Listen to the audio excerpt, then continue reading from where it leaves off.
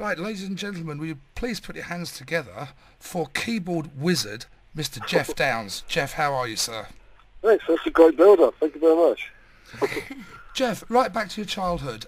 Both your mum and dad were pianists, am I right? That's right, yeah. Well, my father was a church organist, so he kind of, I had a sort of double style of keyboard upbringing, really. And your first influences, I've got written down here, are Rick Wakeman, Keith Emerson, and Dave Sinclair, who is Caravan's keyboard player. I love That's Caravan.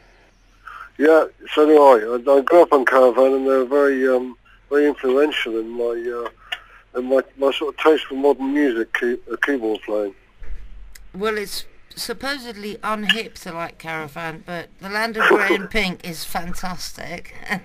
Yeah, I mean that's a real groundbreaking album, I thought. Yeah. It was the first time really.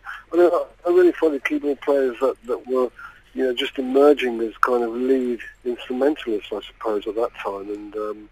And Dave Sinclair was like a sort of lead guitarist in the band, but he was a keyboard player. Geoff, when you went down to London to hopefully make your fame, was it you were auditioning for the Tina Charles band when you first met Trevor? Yes, it was. I had a few other things before that I started doing some singles and jingles and that kind of thing, and I got involved with that pretty much as soon as I'd moved out to London. But in those days you answered ads in Melody Maker to try and get on, and I saw an ad for a keyboard player, and it was for Tina Charles's band. Trevor was the Hang on. MD. I'm sorry, I do have to interrupt. Is this Tina Charles? Yes. Like, Yes. I'm in the mood for dancing, Tina Charles? No, It's the I Nolan love to sisters. love. Oh, I I love to love. Yeah. Oh, I love to love, but my baby just loves to dance. That one. That's the one. Yeah, that's the very same. Yes, a little girl, little short girl that's without a big voice. Now, the meeting with Trevor Horn, of course, went on to produce the Buggles. So please tell us how this all started. That when we got on very well, and we had very similar taste in music. I mean, we were into bands like Yes and 10cc and ELO and that kind of thing. More thing to do with the fact that the production side of things interested us as well.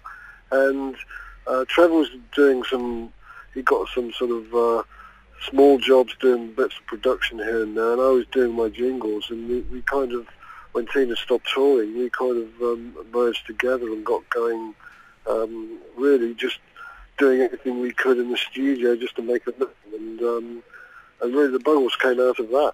And then after the Buggles, well, massive hit, as everybody knows, Video Killed the Radio Star, which was huge. It was also the first track ever played on British MTV, as far as I know. It was, yeah. Yeah. Oh, do you hold another record, Geoff? Tell us about the amount of keyboards that you've had on stage at one time. Well, yeah, I think when I started to collect keyboards pretty early on, and I could never kind of throw them away. And I eventually accumulated. I think when I did the Asia show in 1983 in Japan, I'd accumulated about 28 keyboards that I was taking along. Oh, no. Which is That's pretty silly. over the top. Is that your Spinal Tap moment, yeah? It was, yeah. I mean, it was pretty silly. I think it's great.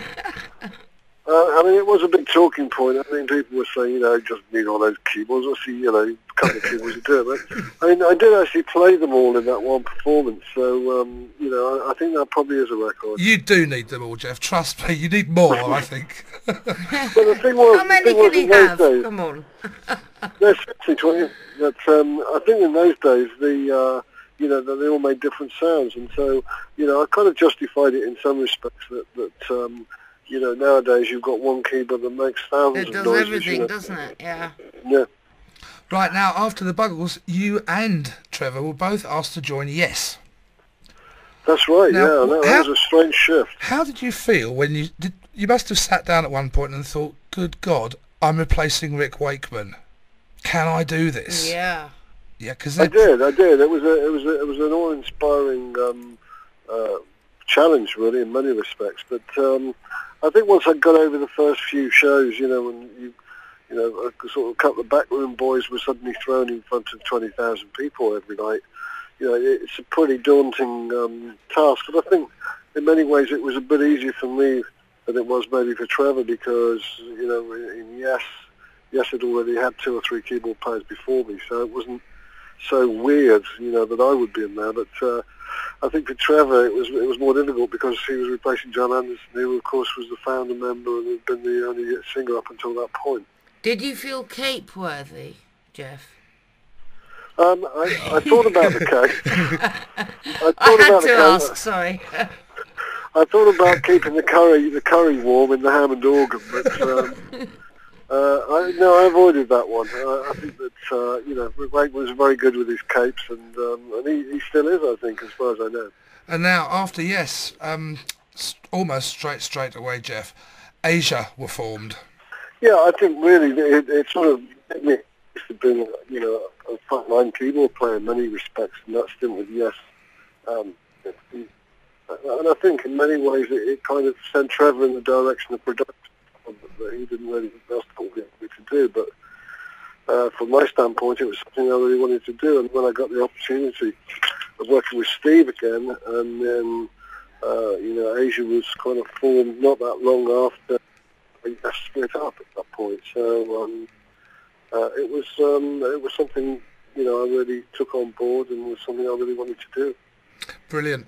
Now, Geoff, the main reason that we're calling you today is, of course, that it's Asia's 30th anniversary this year. You're playing, well, the one that we want to really push to our listeners is Thursday, December 20th at Birmingham Town Hall. Yes, that's right. We're looking forward to it very much, actually. And Asia has had many changes, people going in and out over the years. To name a few, Francis Dunnery, Scott Gorham, Tony Levine, Steve Lukather. The list is endless. Drummers as well. Just an unbelievable list of musicians. But today's Asia, I'm very pleased to say, is the original 4 members. Yeah, that's great. Yeah, I think it's quite unusual for a band, 30 years on, that has got all the original members. I think that was one of the premises when we got back together again about 5 or 6 years ago, was that we really felt that, if we were going to give it a go, then we should really have the original members. And I think that the original band only really lasted maybe 2 or 3 years. So the fact that we're still going now, 6 years on from the reunion, probably tells something about it that we felt we still had something to offer.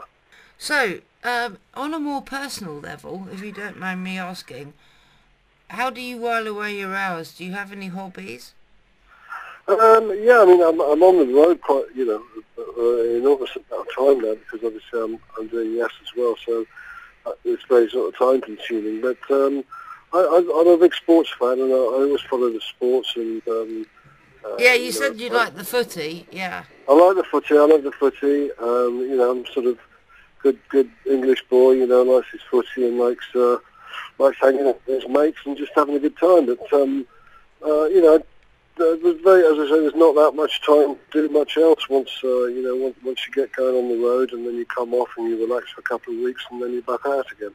What's your favourite dinner? My favourite dinner? Mm-hmm. It's curry. It's got to be. Good man.